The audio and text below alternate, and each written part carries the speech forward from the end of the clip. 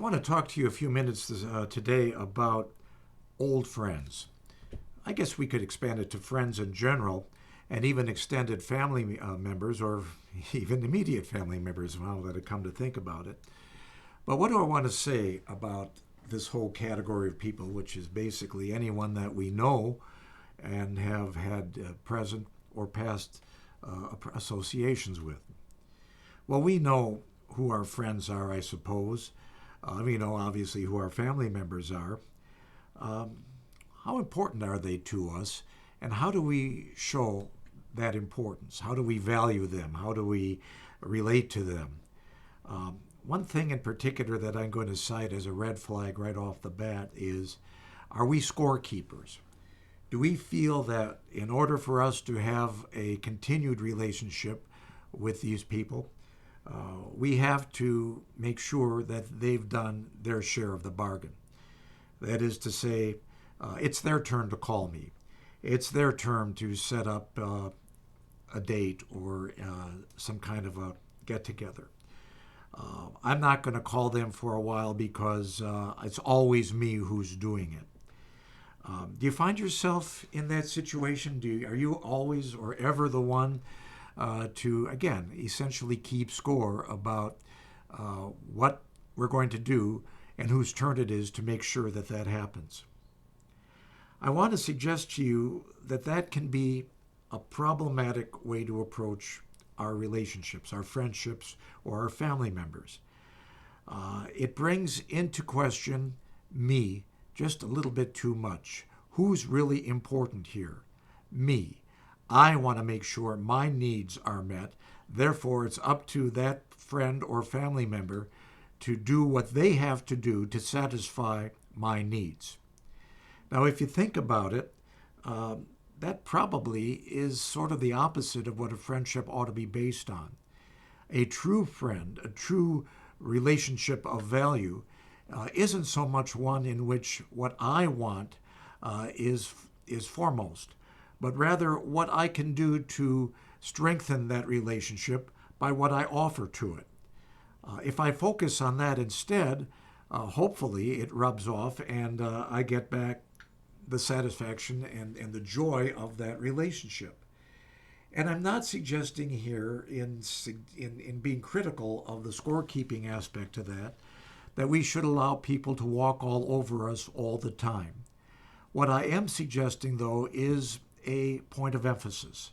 If that becomes so important to us that we really essentially manage that relationship based on a tit for tat encounter, I do it, you do it. I do it, you do it. And as long as we keep that exact or approximate balance, everything's good.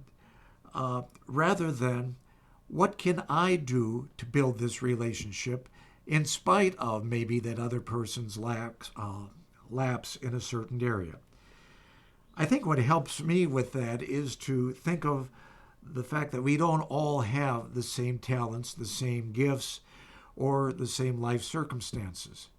It is perhaps easier for one person or the other to assume control isn't the right word, but the assertive role in maintaining that relationship. And if we don't do that because we're resentful of the other person's failure to fulfill what we see as their side of the bargain, the relationship will cool off and certainly suffer, and maybe in the worst scenario, lead to an estrangement. Then we have to ask ourselves, what have we gained by that? Are we better off? Do we really feel better having won that encounter? That, well, all right, if you're not going to do your part, I'm going to quit doing mine, and the friendship or the relationship suffers. I hope not. I am not the oldest in my family. I'm in the middle. But I recognize that when the elderly, when our parents died, I have a sister and a brother, that it was going to be up to us to maintain any semblance of relationship with each other. And we've done that, even though we don't have the same skill set and we don't have the same point of emphasis. that makes that possible. So, a quality that I might have that's strong in keeping that relationship with siblings going, and by the way, we live in different parts of the country, maybe they see a weakness in me that they have, and they don't resent me for not fulfilling that particular weakness instantly in their lives. But they understand that a true loving or friendly relationship requires a certain tolerance for the weaknesses of others as well as an appreciation for the gifts that they bring to it. If you think about it in that way, I think it's a whole lot easier to avoid this scorekeeping. It's your turn. It's your turn to do this, and since you haven't, I'm not going to pick up the ball again. I'm just going to let it lie there.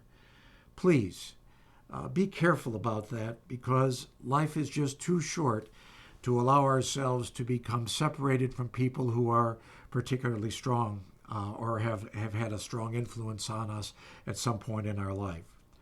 I'm just coming off, as I record this, a trip to Wisconsin, where I was born and raised, even though I moved to Georgia and has spent nearly now over half my life far from Wisconsin. But I went up to see friends, some of whom date back to grade school. And as I record this, I'm 72 years old.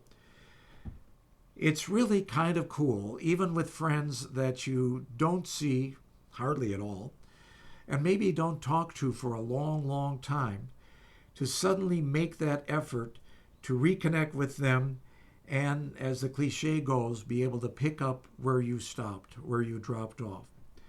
Similarly, my sister loves me and I love her and her family as well, but we don't see each other very much. But I made the effort to ask if I could stay with them, and we just had a great time picking up again where we'd left off. Similarly, with some cousins that are to me like brother and sister and their families. They mean as much. Being able to rekindle relationships that are not strained necessarily, but are simply distant, and that in and of itself, in a busy world, does, I guess, create a measure of strain. But when you reconnect, it doesn't matter who asked who first. Everybody gains by that, and really it adds to the joy of living. And I dare say there is a divine spark to it all, too. If you are a person of faith, and I hope you are, whether you're in an organized religion most or all of the time or not, the point that you can see God in other people, those close to you, those who you may even at times be annoyed with, maybe you keep score whose turn it is, but when you see that spark of the divine in them, you realize that your relationship is tighter than you really imagined it to be, because you have God in common. That's a good place to stop. Thank you.